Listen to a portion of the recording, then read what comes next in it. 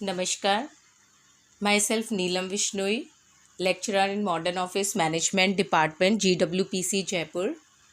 आज मैं principles of management के अंदर मीनिंग एंड कॉन्सेप्ट लेने जा रही हूँ।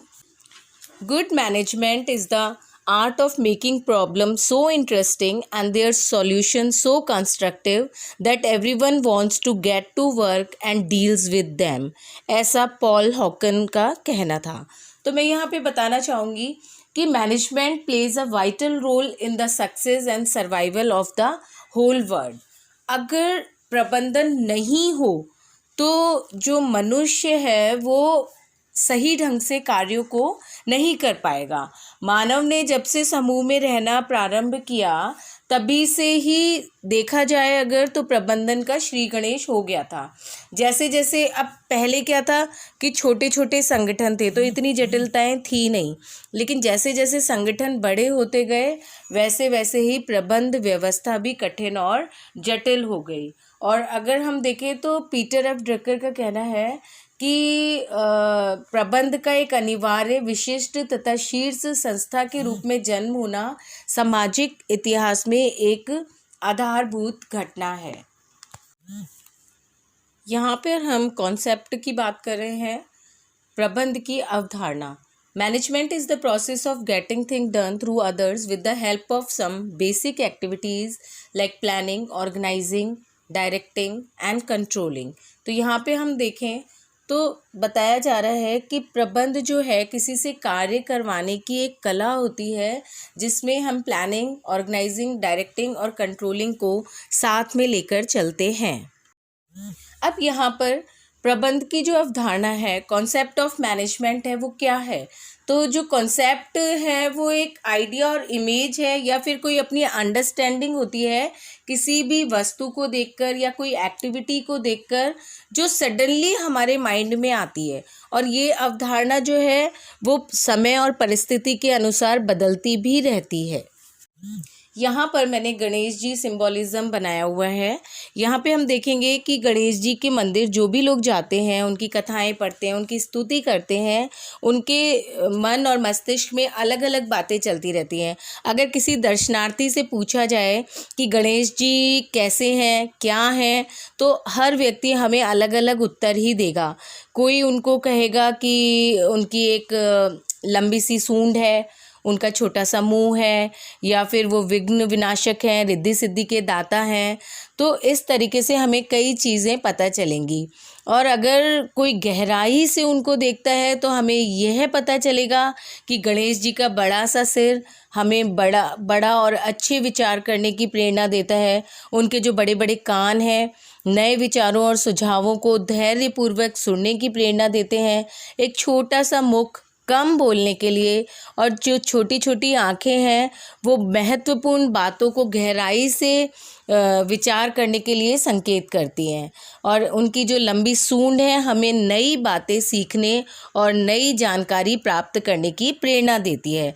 तो जो मैंने ये एग्ज़ाम्पल यहाँ पे दिया है तो इससे यह पता चल जाता है कि हर मानव के मस्तिष्क में कोई भी कार्य या व्यक्ति के संबंध में कोई किसी भी तरीके का कोई विचार उभर सकता है।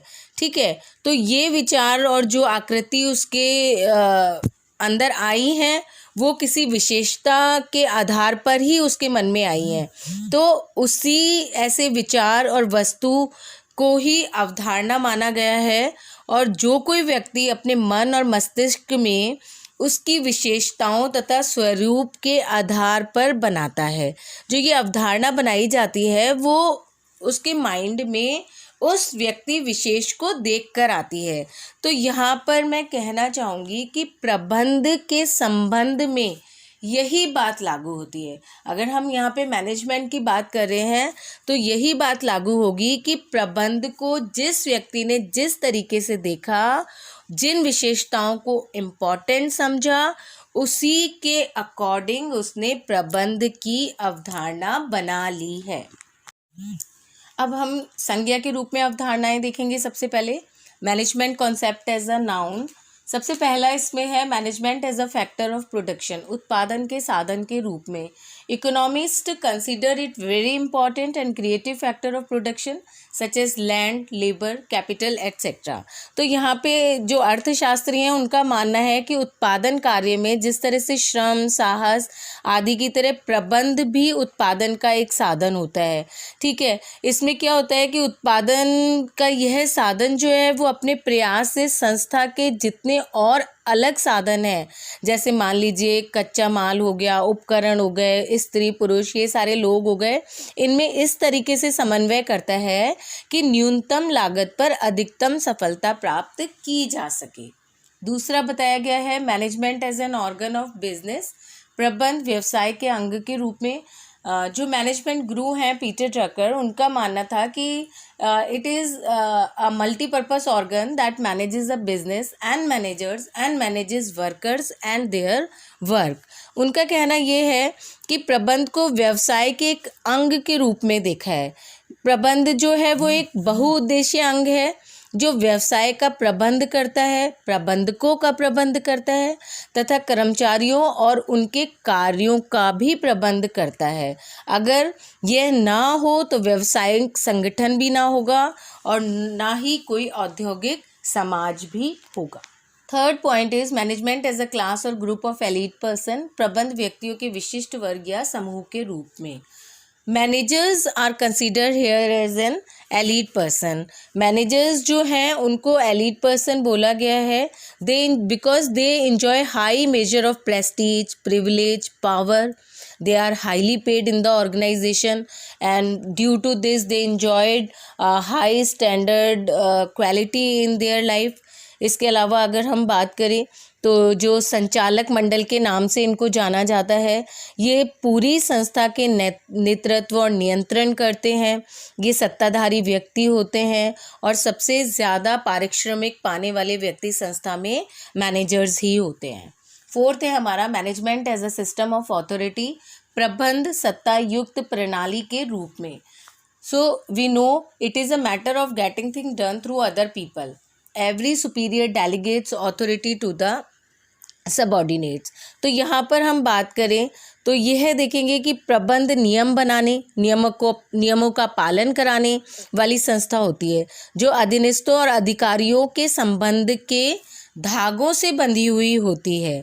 तो अगर हम यहाँ पे बात कर रहे हैं तो हायरार्की से ही हर काम होता है। ठीक है, संस्था में हर स्तर पर प्रबंधक होते हैं और अपने अपने स्तर पर अधीनस्थों के लिए वो नीतियाँ बनाते हैं, योजनाएं बनाते हैं और जो भी रूल्स हैं, रेगुलेशंस हैं, ये सारे डिसाइड उनके द्वारा ही होते हैं ताकि संपूर्ण संस्था व्यवस्थित रूप से संचालित की जा सके। Fifth is management as a discipline of knowledge, प्रबंध एक विषय या ज्ञान की शाखा या विद्या के रूप में। तो अगर हम यहाँ बात करेंगे, it is a very young field of learning but it is regarded as important academic discipline, and we can see large number of scholars, practitioners are working hard to enrich and refine the knowledge in the field of management, and we can see a large amount of knowledge is available and it is being published every year. Sixth is management as a career, प्रबंध जीवन वृत्ति या पेशे के रूप में। It includes lot of career opportunities and we can see it signify occupation devoted to managing the activities of any organization. Any person who joins the position and in which he is responsible for getting things done through others, he is said to be in the management career or occupation. And as a career or occupation, management is a broad concept. It includes a lot of career opportunities in general management as well as in functional areas of management also, like production, purchasing, marketing, finance etcetera. Second यहाँ पे हम देखेंगे concept as a verb और a function, क्रिया या कार्य के रूप में अवधारणाएं। तो अगर हम यहाँ पे बात करेंगे तो प्रबंध की अवधारणा क्रिया के रूप में भी की जाती रही है, और अगर हम क्रिया के रूप में देखेंगे तो मैंने यहाँ पे एलिफेंट बनाया हुआ है जिसके आसपास 6 ब्लाइंड मैन हैं। तो वो कहानी याद आ जाती है जिसमें कुछ अंधे व्यक्तियों ने एक हाथी को पकड़ लिया था और जिसके हाथ में उसका जो भी अंग आया उसी के अनुरूप हाथी की अवधारणा करने लगा तथा उसको डिफाइन करने लगा। जैसे हाथी की जांघों और टांगों को पकड़ने वाले ने इसे हाथी को खंबे या पेड़ जैसे बता दिया, तो पूंछ पकड़ने वाला बोला कि रस्सी जैसा है, सूंड पकड़ने वाले ने बोला कि ये तो कोई सांप जैसा है, कान पकड़ने वाले ने हाथी को सूप जैसा बताया और हाथी के दांत जिसने पकड़े थे उसने हाथी को भाले जैसा बता दिया और जिसका हाथ हाथी के पेट पर पड़ा उसने उसको दीवार जैसा बता दिया। तो अगर हम बात करें तो ठीक इसी तरह प्रबंध शास्त्री ने प्रबंध कार्य को जैसा अनुभव किया और समझा उसी के अनुरूप उसकी अवधारणा कर ली। तो उसके अकॉर्डिंग ही अब कई तरीके की अवधारणाएं विकसित हो गई हैं। First is scientific management concept, वैज्ञानिक प्रबंध की अवधारणा। F.W. Taylor, father of scientific management, he said that it is the art of knowing what you want to do and then seeing that it is done in the best and cheapest way. So basic assumption behind this concept is that there is one best way of doing a thing. तो उनका ये मानना था कि किसी भी कार्य को करने की एक सर्वोत्तम विधि होती है और यह सुनिश्चित करना कि उस कार्य को सर्वोत्तम और सबसे सस्ती विधि से किस प्रकार पूरा किया जा सकता है। Second is the process concept, प्रक्रिया अवधारणा। दिस इज प्रोसेस और फंक्शनल कॉन्सेप्ट। हेनरी फेयोल जो फादर ऑफ मॉडर्न मैनेजमेंट कहे जाते हैं, he said that management is the process of interrelated functions, planning, organising, directing and controlling. तो उनका ये मानना था कि इस अवधारणा के अनुसार जो प्रबंधक है वो नियोजन, संगठन, निर्देशन, नियंत्रण आदि कार्यों की प्रक्रिया को पूरा करना पड़ता है। यानी कि वो अगर यदि प्रबंध इस प्रक्रिया के अनुसार कार्यों को करेगा तो संस्था के जो उद्देश्य हैं उनको पूर्ण कुशलता के साथ प्राप्त किया जा सकता है। इसके बाद है थर्ड, लीडरशिप कॉन्सेप्ट, नेतृत्व अवधारणा। According to this managers manages through leadership. तो यहाँ पे ये बताया जा रहा है कि प्रबंधक का कार्य अपने अधीनस्थों को नेतृत्व और मार्गदर्शन प्रदान करना है और उनका ये मानना है कि संपूर्ण संस्था की सफलता कार्यकुशलता नेतृत्व पर ही निर्भर करती है और ऐसी अवधारणा रखने वाले प्रबंध से आशय मैनेजमेंट लीडिंग से ही लगाया जाता है। In this slide I have shown manager. Who is manager? Manager, someone who plans and makes decision, organize, leads and control human, financial, physical and information resources. तो हम यहाँ देखेंगे कि कौन होता है manager. Manager is a person who is responsible for supervising and motivating employees and for directing the progress of an organization. जो एक ऑर्गेनाइजेशन के अंदर रह के सारी चीज़ों को कंट्रोल में करता है, that person is said to be manager. अब हम मीनिंग एंड डेफिनेशन पढ़ेंगे मैनेजमेंट की। तो according to Mary Parker Follett, management is the art of getting thing done through other people. उसी चीज़ को हर्नोल्ड कून्स ने रिवाइज किया और उन्होंने बोला management is the art of getting things done through and with informally organised groups. तो यहाँ पे ये इनका कहना था कि प्रबंध दूसरों से कार्य करवाने की एक कला है। मैरी पार्कर फॉलेट ने सिंपल शब्दों में बोला, लेकिन प्रोफेसर हैरोल्ड कून्स ने कहा कि प्रबंध औपचारिक रूप से संगठित समूहों के द्वारा एवं समूहों में कार्य करवाने की कला है। लेकिन इन दोनों डेफिनेशंस की अगर हम बात कर रहे हैं तो ये ट्रेडिशनल डेफिनेशंस मानी जाती हैं। अब हम नई डेफिनेशन के अकॉर्डिंग बात करेंगे। तो जो कॉन्सेप्ट ऑफ मैनेजमेंट है वो दो भागों में डिवाइड हो चुका है। First is traditional and second is modern concept. Traditional concept की अगर बात करी जाए तो it is concern with getting thing done through other people और मॉडर्न कॉन्सेप्ट हमारा क्या कहता है, achieve goal effectively and efficiently. तो it is the process of getting thing done with the aim of achieving the goal effectively and efficiently. So we can see the difference between the two. effectiveness and efficiently. Effectiveness is completing the task or achieving the goal in requisite time period, and efficiently doing the task accurately with the minimum resources. You can see the two pictures here, efficiency versus effectiveness.